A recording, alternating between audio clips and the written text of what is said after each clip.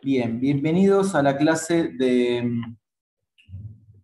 Economía Neoclásica. Hoy vamos a terminar de ver los capítulos del Landret Colander. Confírmeme qué están viendo.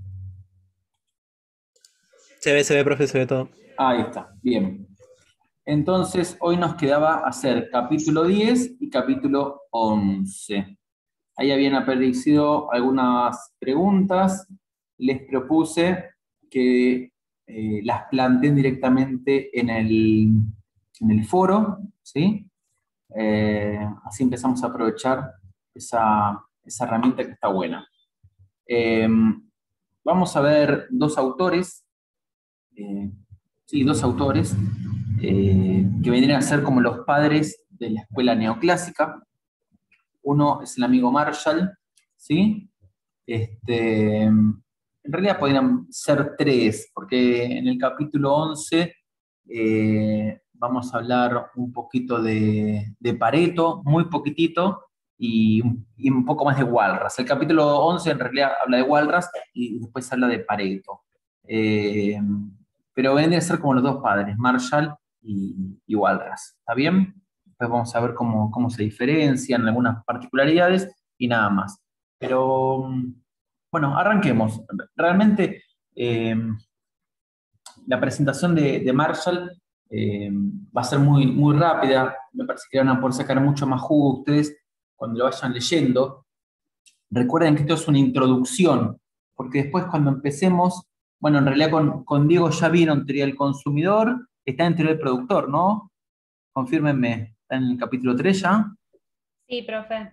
Bien. Entonces ahí ya están viendo bastante de Marshall en concreto, así que quizás para el próximo curso de neoclásica vamos a tener que acomodarlo para darle estas tres clases al principio y después avanzar con el capítulo 2. No sé, vamos a ver cómo hacemos.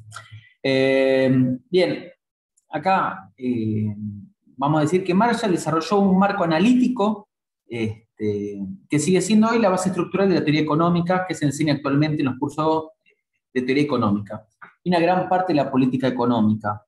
O sea, cuando hablamos hoy en día de microeconomía, ¿sí? Ya sea la introducción o la intermedia o la avanzada, no va a ser el caso de ustedes se van a quedar con la materia de economía neoclásica, ¿sí? Pero en los cursos de carreras neoclásicas, en las cuales se ve a la microeconomía como materia, lo que se está viendo es directamente papers de Marshall, ¿sí? O derivados de Marshall. Así que mirar la importancia de este autor para la escuela neoclásica, ¿sí? De hecho, van a ver que en el texto hasta lo tratan como uno de los padres de esta escuela, ¿sí? Acá yo lo puse. Dice que trató de conjugar su formación matemática con conocimiento de historia para construir una máquina de investigación que fuera adaptable a los cambios de los tiempos. Marshall viene de la matemática, ¿sí? Viene de una formación muy, muy exacta, matemática, física, y después empieza a volcar a la economía, llevando todo ese bagaje de información, ¿sí? Y volviendo a revisar muchos de los conceptos de los autores que estuvimos viendo hasta ahora, y les empieza a meter su impronta matemática fuerte. Mira qué interesante esto que va a decir Marshall, que la economía política o economía, fíjate que no empiezas a descartar la distinción entre la economía política y la economía, como que es lo mismo. Después él va a hacer la división en tres tipos de economía, que en los cursos introductorios se lo da, de hecho yo le he dado sin saber que era de Marshall, eso fue muy interesante, porque se habla de la economía positivista, ¿sí? Pero eso lo van a profundizar, no me parece muy importante o relevante ahora. Dice que la economía política o economía es el estudio de la humanidad en las actividades ordinarias de la vida y examina la parte de los actos individuales y sociales que están más conectados con el logro y el uso de los requisitos materiales del bienestar. Aquello que no se lo pueda vincular con la realidad, Marshall no le va a dar mucha importancia, ¿sí? O sea, es un tipo muy, muy concreto, muy a la economía, a lo que está pasando en la vida real, ¿ok? Dice que todo parece depender de todo lo demás, ¿sí? Paenza decía, creo. Era Paenza que decía que, y como todo tiene que ver con todo, me parece que era Paenza o el otro. Bueno, me acuerdo. Marshall va a decir algo similar, que existe una compleja relación entre todas las partes del sistema, ¿sí? Todo está relacionado. ¿Vieron cuando empiezan a aparecer? Ahí está. Ustedes van a una cena, ahora es medio raro, pero les va a pasar. O en algún lugar te dicen, che, ¿y vos qué estudiás o qué trabajás? Y economía. Bueno, ya cuando decís que sos economista o estudias economía ya te miran raro. Como, y te preguntan, ¿y cómo la ves? Yo no sé si a todos los profesionales preguntan eso. Van hola, ¿qué sos? Arquitecto. Nadie te pregunta, ¿y cómo la ves? ¿Te parece que están bien las calles? ¿Están paralelas? A un abogado le dice, ¿y qué te parece el Estado? ¿Se respeta el Estado o no? A nosotros los economistas va a ser que todos te hacen la misma pregunta. No sé, parece que en algún momento en la vida se llegó a una convención de que cuando te cruzas a un economista le tenés que preguntar cómo la ves. Porque tú te preguntan lo mismo, ¿y cómo la ves? Obviamente yo le digo, mira, este es mi número de CBU, transferime la plata y te hablo un rato y te hago un informe de economía, ¿no? Porque obviamente. Bien, entonces, cuando estás en una reunión social, te preguntan, ¿y cómo ves el tema de la inflación? Entonces vos decís, bueno, mira, la inflación, más o menos todos decimos lo mismo, ¿no? Tiene un origen de diferentes lugares, no es un único problema, ya que está por un lado el tema de la distribución, está por otro lado el tema de la escasez, hay una cuestión de divisa, para no tener ningún problema en la mesa, decís, hay algo de emisión monetaria, ¿viste? Esa forma calmas a las fieras que ya te empiezan a atacar. Pero bueno, ¿y cómo es esto entonces que los precios suben tanto? Bueno, suben porque suben los salarios, porque los trabajadores no tienen plata. ¿Y plata para qué? Y para comprar los bienes que vienen subiendo. Entonces se empieza a complejizar la situación porque todo tiene relación entre todo, ¿sí? Esto es lo que está planteando Marshall. Y eso hace que el método sea complejo, ¿sí? En este subcapítulo que está hablando, dice comprender lo complejo. Entonces, por un lado, va a decir que la relación de todo con todo hace que sea complejo para entender. Y por otro lado, está el tema del tiempo, que es la causa principal de las dificultades de las investigaciones económicas, que obligan al hombre, con su limitada capacidad, a ir paso por paso. El hecho que exista el tiempo hace que las variables, que a veces están constantes, con el tiempo se transformen en variables que varían, ¿sí? Y por eso habla del tiempo como uno de los factores que dificultan el entender a la economía. Ya van a ver por qué. No me quiero adelantar, pero justo cuando divide Marshall en diferentes tiempos, lo pone en práctica. O sea, a pesar de ver problemas, no se queda en el problema y no lo puede resolver, sino que Marshall hace un paso más y dice, bueno, esto es lo que yo veo como un problema y esta es mi propuesta de solución. ¿Sí? Eso es muy interesante. Dice, como los economistas no pueden mantener constantes todas las variables que podrían influir en el resultado de una causa dada, deben postular el supuesto teórico de que son constantes. ¿Sí? Acá hay una frasecita que va a resonar mucho, que es ceteribus paribus. ¿Alguien conoce qué significa concepto de ceteribus paribus. Si alguien quiere hablar, que habilite el micrófono y hable, porque no puedo ver si alguien está pidiendo la palabra y esas cosas. Así que directamente hable. Sí, que todas las Dale. variables permanecen constantes. Eso mismo, Las todas variables las que demás no están en variables. el modelo. Colecua. O yo agarro y digo, tengo todas estas variables, una sola la varío y el resto ceteribus paribus. O sea, pueden ser las variables que no están en el modelo o las variables que están en el modelo y que decido dejarlas constantes, ¿ok? Pero es, el concepto ustedes lo tienen ya, es eso, ceteribus paribus.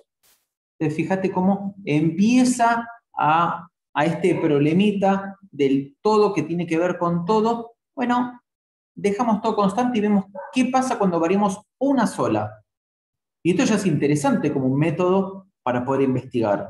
Esto se usa bastante con respecto a la economía. Bueno, son tantos objetos que están en movimiento, frisemos todo y movamos uno, a ver qué pasa. Yo estoy pensando tengo un amigo que es técnico electrónico y también sabe mucho de mecánica. Entonces, cada vez que se me rompe el auto, lo llamo, ¿sí? Vive lejos. Y tiene una capacidad para encontrar los problemas, como todo tipo que es un técnico electrónico o técnico en reparar algo. Tiene la capacidad de dejar todo constante y empiezan variable por variable a levantarlas. Y siempre empiezan por la más sencilla. Entonces dice, bueno, dejemos todo constante, probemos con esto. ¿Hace el problema o no lo hace? No, bueno, entonces esa deja de ser un problema y pasa a la siguiente. O sea, este método marshalliano es utilizado en un montón de lugares. Yo no sé si es que Marshall lo importa hacia nuestra ciencia o lo desarrolla de casualidad. Me quedaría con la primera de las opciones. Insisto, si alguien quiere hablar, directamente habla y listo, ¿eh? Si no, yo sigo. Me pasé, ¿eh? Sí, acá. Dice que esto de que experimentan cambios ceteribus paribus significa que todo lo demás es constante. Creo que alguien me está llamando. Espérenme, ¿eh? Hola Osmar, estoy justo en la reunión, te llamo cuando termino. Un abrazo, viejo. Perdónenme. Entonces estamos diciendo que ceteribus paribus significa que todo lo demás se mantiene constante. Y que al comienzo de cualquier análisis se mantienen constante muchos elementos, de que allá se va acercando a este concepto del tiempo. Pero a medida que avanza el tiempo, puede permitirse que varíen más elementos, por lo que se logra un realismo mayor. La técnica de ceteribus paribus permite abordar complejos problemas a costa de una cierta pérdida de realismo. ¿Se entiende esto de perder realismo? Los escucho. ¿Qué opinan? Sí, sí. ¿Qué entendés? Es economía de laboratorio. ¿Y por qué habla de realismo? Y porque en este caso no lo puede llevar a la realidad de esa forma, de esa misma forma, lo está replicando de otra forma. Ok. Y porque al cambiar algunas variables y dejar algunas constantes, se aleja de esa realidad. Ahora es otra realidad. Las cosas se definen por lo que son en un tiempo y un espacio determinado. Ahora, si alguna de esas cosas que forman a eso las empezamos a cambiar, bueno, deja de ser tan real, ¿sí? Pero en nuestra ciencia social no nos queda otra opción. Si fuéramos matemáticos o físicos, sería diferente. Pero dentro de nuestra ciencia social, que tiene muchas dificultades para investigar, para avanzar, para tener nuevas teorías, bueno, nos encontramos con esto y se me está acabando el tiempo, nos quedan 10 minutos. No creo que termine, vamos a tener que hacer otra más. El problema del tiempo, que estamos hablando antes, una de las principales dificultades del análisis económico es que las causas tardan en dejar sentir sus efectos. Cualquier análisis o conclusión que explique correctamente los efectos a corto plazo de una causa puede extraer conclusiones incorrectas sobre los efectos a largo plazo. Sumamente interesante esto, porque no es lo mismo un problema a corto que a largo plazo, porque hay variables que dejan de comportarse de la siguiente forma. Entonces, si yo al corto plazo una variable es constante y a largo plazo varía, y quizás el resultado es completamente diferente. ¿Sí? Por eso habla del problema del tiempo. Una de las principales dificultades del análisis económico es que las causas tardan en dejar sentir sus efectos. Cualquier análisis o conclusión que explique correctamente, esto lo repetimos. Y Marshall definió 4 periodos: el periodo de mercado, el corto plazo, el largo plazo y el periodo secular. Y acá Marshall no habla de tiempos vinculados con lo temporal del segundo, del minuto, de la hora, del año, sino cómo van modificándose las diferentes variables. Mientras más variables, entonces va pasando del periodo de mercado hasta el secular. En el secular todo es variable. ¿Sí? Mientras más cercano al mercado, más constantes y más fáciles de manejar, pero se alejan de la realidad.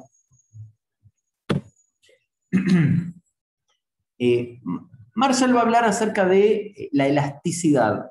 ¿Vimos elasticidad en alguna de las materias, che? A ver, ayúdenme con esto. En matemática No, para todavía no. economistas vimos. Ok. Bueno, vamos a analizar juntos esto. No le tengan miedo. Si yo muevo el mouse, ¿ustedes lo ven? Sí, profe, se ve. Sí. Bien. Fíjate acá el numerador. Dice variación porcentual de la cantidad demandada. Y en el denominador, variación porcentual de los precios. ¿Qué particularidad tiene esto? Bueno, 2 palabritas mágicas. Variación y porcentual. Porque estamos comparando demanda contra precios. Pero no cualquier demanda, sino la variación de la demanda. O sea, un diferencial de demandas. ¿Estamos? Y no estamos comparando cualquier precio, estamos comparando la variación de precios. O sea, hay un momento 0 y un momento 1. Comparamos esos 2 momentos en la demanda y lo comparamos en los precios. Pero, no es lo mismo que mi axolote, no, vamos con un bicho más grande, que un perro se coma 1 kilo de carne a que un tiburón se coma 1 kilo de carne. El perro pesa 10 kilos y se come 10% de su peso. Es muchísimo. Un tiburón pesa 100 kilos y se come un 1% de su peso. Por lo tanto, ¿Es necesario un orden de magnitudes? claro, para poderlo transformar y darle la importancia que corresponde, es que le metemos la palabra porcentual. Entonces no es una variación de demanda solamente, es una variación porcentual de la demanda. Porque si la demanda pasó de 0,1 a 0,2, y cualquiera dirá, ¿cuánto varió? Y 0,1, pero porcentualmente varió un 100%. ¿Se entiende esto? Sí, se entiende. Por eso la importancia de la variación porcentual de la cantidad demandada, dividido la variación porcentual de los precios. Y al lado, fíjate que lo refleja una fórmula matemática. La parte de triangulito Q significa variación porcentual. No, variación porcentual, no, variación de precios, y al dividirlo por Q te da variación porcentual de precios. Perdón, vamos de vuelta. Arriba está triangulito Q, que es variación de la demanda, y al dividirlo por la cantidad te queda variación porcentual de la demanda. Abajo pone triangulito P, que es la variación de precios. Al ponerlo sobre P, te queda variación porcentual de precios. ¿Qué es esto de la elasticidad? Usted lo puede entender como una sensibilidad. Entonces vos podés poner cuánto varía la demanda cuando varía un precio y ver que hay diferentes tipos de bienes que se comportan de diferente forma frente a una variación de precios. Algunos modificarán mucho la demanda, otros modificarán poco la demanda, Algunos no modificarán la demanda, algunos la modificarán infinitamente la demanda, otros mantendrán la misma variación porcentual de demanda que la variación porcentual de precios. O sea, hay 5 grandes posibilidades. La perfectamente variable, la unitaria, que varían los dos iguales, la que varía poquito y la que varía nada. ¿Ok? Esas son las 5 posibilidades. Que eso, déjenlo picando y cuando veamos un gráfico les voy a mostrar qué significa la elasticidad. Pero por ahora sabemos que es la sensibilidad. ¿De qué? Y de la demanda. ¿Cómo varía la demanda de un producto cuando varía porcentualmente su precio? ¿Ok? Si estamos hablando de un remedio, que quien lo toma depende de su vida, y por más que el precio varíe mucho, la demanda no va a variar. ¿Se entiende eso? ¿Por qué? Porque la persona necesita para vivir. Ahora, a mí que el agua mineral me importa 3 pepinos, tomo agua de la canilla acá en mi casa, ponle que me ponga a comprar agua mineral, vale 10 pesos, ya no sé cuánto vale el agua mineral, pero si me suben un 1%, digo, la verdad que no me cambia nada, mejor no compro y listo. O sea, la variación porcentual de algo muy pequeñito en el denominador me puede hacer variar muchísimo la variación porcentual en la cantidad demandada. ¿Ok? Y fíjate acá, hablamos de variaciones. Por lo tanto, la variación puede ser que aumentó o que disminuyó. ¿Estamos? No me interesa ahora saber si disminuyó o aumentó. Solo me interesa que se movió la demanda y que se movió el precio.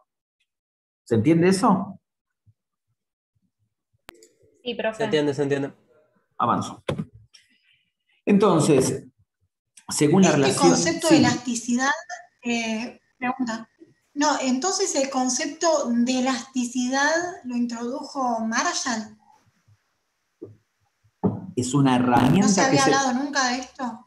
Mira, yo creo que sí se lo venía hablando, porque se lo utilizan en varios lugares. La sensibilidad es algo que se lo maneja hace mucho tiempo. Lo que sí se lo empezó a usar en economía. Antes aparentemente no se lo usaba.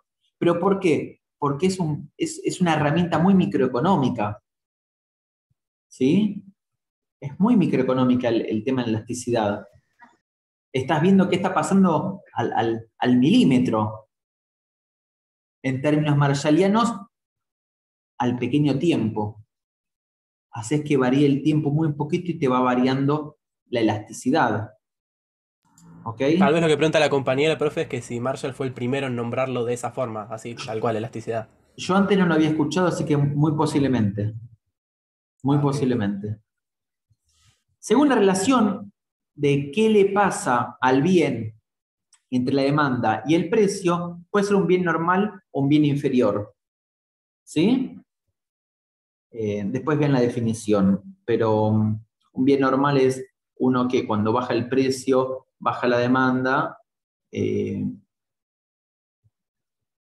baja el precio, baja la demanda.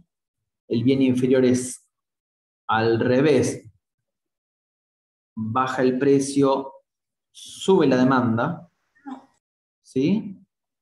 No, al revés. Normal es, baja el precio, sube la demanda. Inferior es, sube el precio, cae la demanda. Y el Giffen es algo muy raro. Sube el precio, sube la demanda. ¿Sí? Se entiende, se entiende. Como los cuadros de los artistas muy reconocidos. No necesariamente. No. El Giffen, no. El Giffen es ponerle que yo como empanadas salteñas. Sí. Y la empanada salteña tiene carne y papa. La realidad es que, ¿por qué uso papa? Y porque la carne es muy cara. ¿Estamos? Sí. Y no le puedo poner poquita carne porque me queda una empanada